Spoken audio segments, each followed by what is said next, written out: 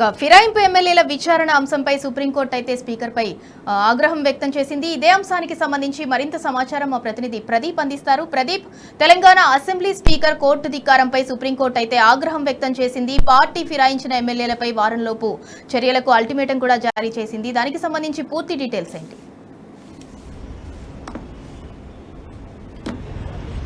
Supreme court ధర్మాసనం సంచలన comment చేసింది. స్పీకర్పై ఒక ఘాటు వ్యాఖ్యలు చేసింది. ముఖ్యంగా ఈ పార్టీ ఫిరాయింపులకు సంబంధించినటువంటి అంశానికి సంబంధించి నిర్ణయం తీసుకుంటారా లేదా అనే దానికి సంబంధించి గతంలో జూలై 31న తీర్పిచ్చింది. అక్టోబర్ 31 వరకు నిర్ణయం తీసుకోవాలని చెప్పినటువంటి నేపథ్యంలో స్పీకర్ అక్టోబర్ 31 లోపు ఈ 10 మంది పార్టీ మారినటువంటి ఎమ్మెల్యేల అనర్హత పిటిషన్ సంబంధించి ఎటువంటి నిర్ణయం తీసుకోలేదు. రెండోది ఏదైతే అందరి ఎమ్మెల్యేలకు సంబంధించి పూర్తిస్థాయి విచారణ కూడా పూర్తి కాలేదు. ఇప్పటికీ 4 ఎమ్మెల్యేలకు సంబంధించి పూర్తి విచారణ అయిపోయింది. మరొక 4 ఎమ్మెల్యేలకు సంబంధించి అటు పిటిషనర్ తరపు క్రాస్ ఎగ్జామినేషన్, మరోవైపు ఆ ఎమ్మెల్యే తరపు క్రాస్ ఎగ్జామినేషన్ పూర్తయింది.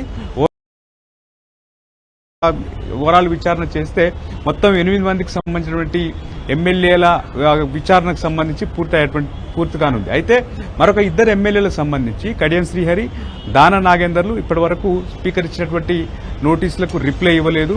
ఈ నేపథ్యంలో ఎటువంటి నిర్ణయం తీసుకుంటారన్నటువంటి చర్చ కూడా ఉంది. ఎందుకంటే అక్టోబర్ 31 లోపు చేయలేదు, మరొక 2 నెలల సమయం కావాలి విచారణకు అని చెప్పి స్పీకర్ కార్యాలయం సుప్రీంకోర్టును కోరింది. అయితే అక్టోబర్ 31 లోపు ఏదైతే విచారణ చేసి నిర్ణయం తీసుకున్నందుకు గాను బీఆర్ఎస్ కోర్టు ధిక్కరణ కింద సుప్రీంకోర్టుకు వెళ్లినటువంటి నేపథ్యంలో ఈరోజు ఒక సంచలన కామెంట్ చేసింది. స్పీకర్ ముఖ్యంగా న్యూ ఇయర్ వేడుకలు ఎక్కడ జరుపుకుంటారో ఆలోచించుకోవాలి, లేదా మీరు నిర్ణయం తీసుకుంటారా లేదా మేమైనా నిర్ణయం తీసుకోవాలని చెప్పి ఒక ఘాటు వ్యాఖ్యలు చేసింది. మరొక 4 వారాల గడువు విధించింది.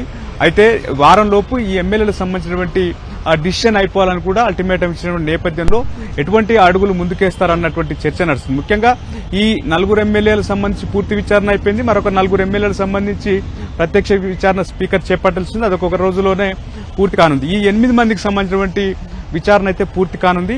దీని తర్వాత 2 ఎమ్మెల్యేలకు సంబంధించి స్పీకర్ అనర్హత వేటు వేస్తారా లేక ఆ ఎమ్మెల్యేల చేత కాంగ్రెస్ పార్టీ రాజీనామా చేయిస్తుందా అన్నటువంటి చర్చ అయితే ఉంది. ఏదేమైనా ఒక నిర్ణయం అయితే తీసుకోవాల్సినటువంటి అవసరం ఉంది. ముఖ్యంగా స్పీకర్ అయితే కోర్టు ధిక్కరణ కిందనే ఉన్నారని చెప్పి నోటీసులు కూడా జారీ చేసింది. 4 వారాల్లో ఈ కోర్టు ధిక్కరణ సంబంధించినటువంటి వివరణ ఇవ్వాలి, లేదా దానికి సంబంధించి విచారణ అయితే 4 వారాలకు వాయిదా వేసిన నేపథ్యంలో స్పీకర్ ఎలాంటి స్టెప్స్ వేయబోతున్నారు, ఈ వారంలో ఎటువంటి నిర్ణయం తీసుకుంటారు అన్నటువంటి చర్చ అయితే ఉంది. ముఖ్యంగా 10 మంది పార్టీ ఫిరాయించినటువంటి ఎమ్మెల్యేలకు సంబంధించి పూర్తి ఆధారాలతో స్పీకర్కు మార్చి 2024 18లో కంప్లైంట్ చేశారు. ముఖ్యంగా మొదటగా దానం నాగేందర్, ఆ తర్వాత తెల్లం వెంకట్రావు, కడియం శ్రీహరికి సంబంధించి పార్టీ ఫిరాయింపులకు సంబంధించి కంప్లైంట్ చేశారు. అయితే ఈ స్పీకరు అనర్హత పిటిషన్ సంబంధించి ఆ నిర్ణయం తీసుకోవడం లేదు, వారికి నోటీసులు ఇవ్వడం లేదు, కాలయాపన చేస్తున్నాడని చెప్పి బీఆర్ఎస్ పార్టీ హైకోర్టుకు వెళ్లింది. ఆ తర్వాత సుప్రీంకోర్టుకు వెళ్లింది.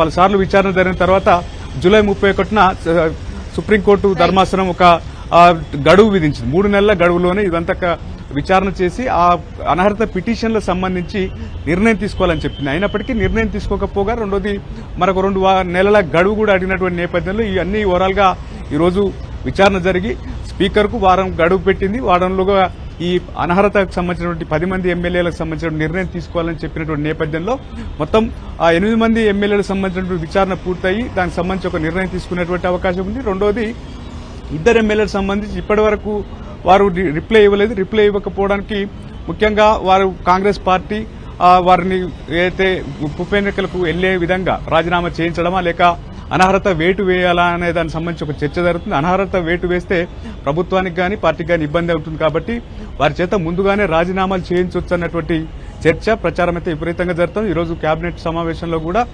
పొలిటికల్ డిస్కషన్ లో ఈ పార్టీ ఫిరాయించినటువంటి ఎమ్మెల్యేలకు సంబంధించినటువంటి అంశం కూడా వచ్చేటువంటి అవకాశం ఉంది. ఎలా ముందుకెళ్లాలి, సుప్రీంకోర్టు ఇచ్చినటువంటి ఆదేశం నేపథ్యంలో ఏ విధంగా ముందుకెళ్లాలనే దానికి సంబంధించి ఒక చర్చ జరిగేటువంటి అవకాశం ఉంది. అంతిమంగా ఒక నిర్ణయం అయితే తీసుకునేటువంటి చర్చ అయితే జరుగుతా ఉంది. Right, thank you Pradeep.